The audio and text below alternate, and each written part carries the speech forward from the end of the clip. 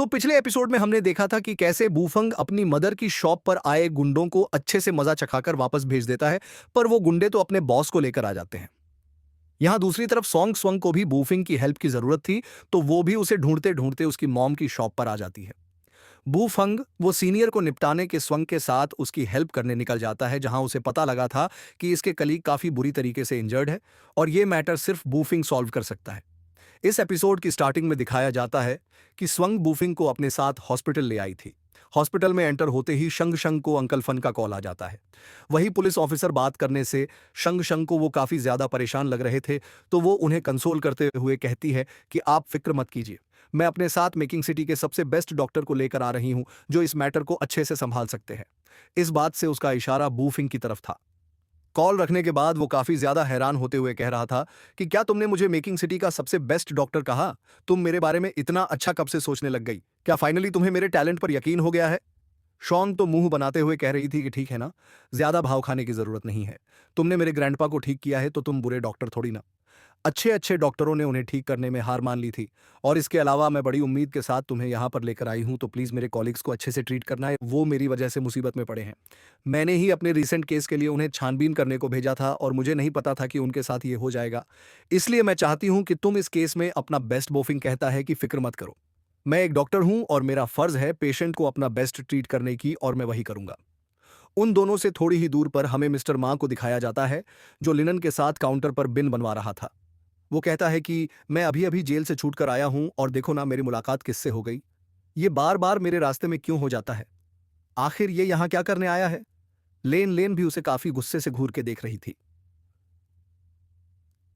यहां दूसरी तरफ हमें श्वॉन को दिखाया जाता है, जो काफी परेशान होते हुए बूफिंग से कहती है कि मैं तो सच में भूल गई कि मुझे एक पेशेंट की फैमिली को लेने जाना है।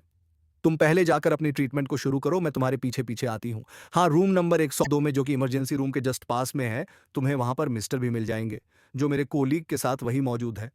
तुम जाकर अपना काम शुरू करो, मैं बस थोड़ी देर में आती हूँ। छौंक छौंक के वहां से जाने के बाद हमारा काफी मस्त मगन होकर अपनी गर्दन नहाते हुए आगे बढ़ पड़ रहा था।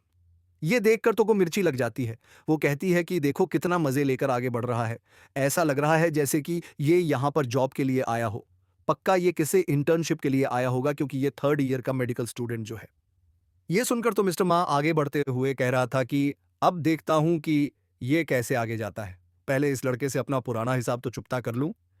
ये बोलकर वो बुफेंग के सामने जाते हुए कह रहा था कि कितने बेशरम किस्म के इंसान हो, मेरे पीछे पीछे यहां तक पहुंच गए, वो भी इंटरव्यू का बहाना लगाकर। बुफेंग तो उसे देखने की बात कह रहा था कि क्या बात है, बाहर भी आ गए और मजे करना भी शुरू कर दिया।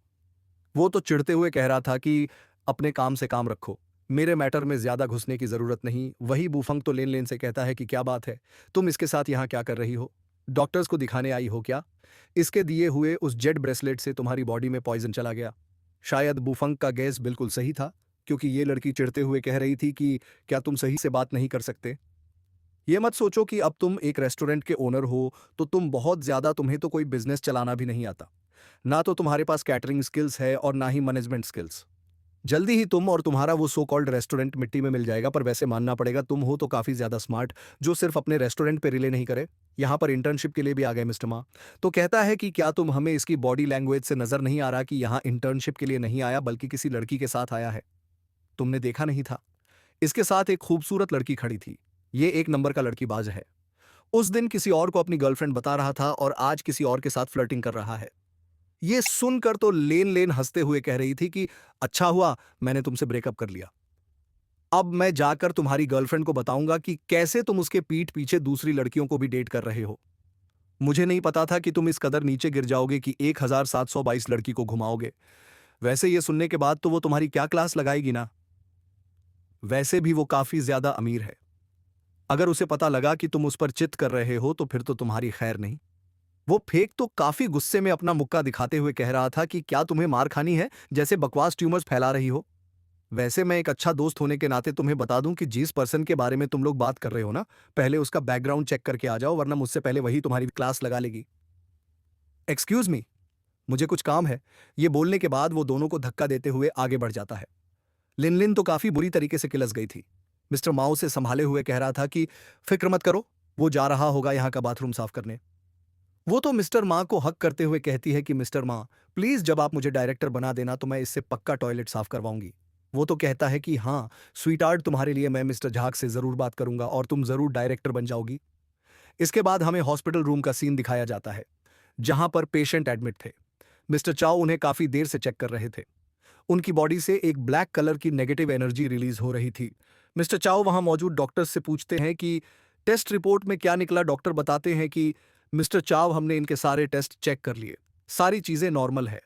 टेस्ट रिपोर्ट के अकॉर्डिंग इनकी इनकी बॉडी में कोई प्रॉब्लम नहीं, ये बस अनकॉन्शियस हो गए हैं। हमें पता लगता है कि पेशेंट में से एक बंदा मिस्टर फैंग का छोड़ा भाई है। वो काफी परेशान होकर मिस्टर चाओ से कहते हैं कि आखिर मेरे भाइयों और इस पेशेंट को क्या हुआ है। मिस्टर चाओ फिर से उनकी पर्स चेक करते हुए बता रहे थे कि इन तीनों की कंडीशन बिल्कुल एक जैसी है। तीनों के पल्स नॉर्मल है। तीनों की बॉडी में एग्जैक्ट प्रॉब्लम ऐसे नोटिस नहीं हो रही है, लेकिन जहां तक मैं समझ पा रहा हूं मुझे लगता है कि इनकी बॉडी में कुछ तो खराब है। मिस्टर फैंग बहुत ज्यादा परेशान होते हुए कह रहे थे कि खराब से आपका मतलब क्या है। मिस्टर शाओ बताते हैं कि मुझे ऐसा लगता है जैसे कि इनकी बॉडी में कुछ एविल मौजूद है। नेगेटिव एनर्जी जैसा कुछ हो सकता है। इनकी बॉडी में कुछ ऐसा गया है जो टॉक्सिक गैस को प्रोड्यूस कर रहा हो। लगातार गैस के रिलीज होने की वजह से मुझे लगता है कि शायद ये लोग कोमा में हैं। मिस्टर फैंग एक पुलिस थे तो उन्हें टॉक्सी की भाषा कुछ भी समझ नहीं आती। वो कहते हैं कि छोड़िए, आप बस मुझे इतना बता दीजिए कि आप इन्हें ठीक कैसे करने वाले हैं। मिस्टर चाहो बताते हैं कि टॉक्सिन को बॉडी के अंदर एंटर करने से पहले रोका जा सकता है, लेकिन उसकी एंटर होने के बाद मुझे कोई रास्ता नहीं बता कि उसे कैसे क्योर करते हैं। वैसे अगर मैं एंशियंट ट्रेडिशनल बुक के अकॉर्डिंग चलूँ तो कुछ रास्ते हैं, पर बीते कुछ सालों में एंशियंट मेडिसिन ने अपनी जगह खो दिए, जिससे वो सारे के सारे दस्तावेज डिस्ट्रॉय हो गए हैं। वैसे इसके अलावा मुझे ये भी डर है कि कहीं इस तरीके से लगातार कोमा में रहने की वजह से इनको हार्ट अटैक ना आ जाए। ये सुनकर मिस्टर फैंग काफी घबराते हुए कह रहे थे कि मिस्टर चाओ, आप तो एंशियंट मेडिसिन के परफेक्शनिस्ट हैं ना? आखिर आप ऐसा कैसे कह सकते हैं? कुछ तो कीजिए। प्लीज मैं आपसे रिक्वेस्ट करता हूं, इनकी जान बचा लीजिए। ये सभी मेरे भाई जैसे हैं। मैं इनके साथ सालों से काम कर रहा हूं। इन्होंने ड्यूटी के लिए अपनी जान को खतरे में डाल दिया। आप इस तरह से नहीं ले सकते, और इसके अलावा ना तो वो सही से इनका क्योर करेंगे और फीस भी हाई होगी। तो बेहतर यही है कि ये सभी यही ऑब्जर्वेशन में रहें। मिस्टर चाओ कहते हैं कि फिर इसका मतलब यही है कि मुझे अपने सीनियर को कांटेक्ट करना होगा। एक वही है जो हमारी हेल्प कर सकते हैं, बाकी डॉक्टर्स।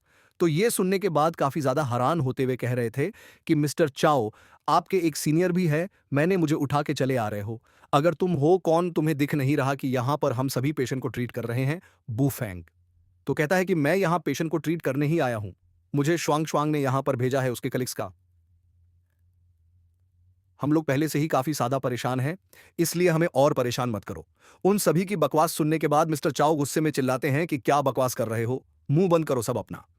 वो डॉक्टर तो बूपेंग से कहता है कि देखा, मिस्टर चाओ भी तुम्हारी वजह से कितना गुस्सा हो गए।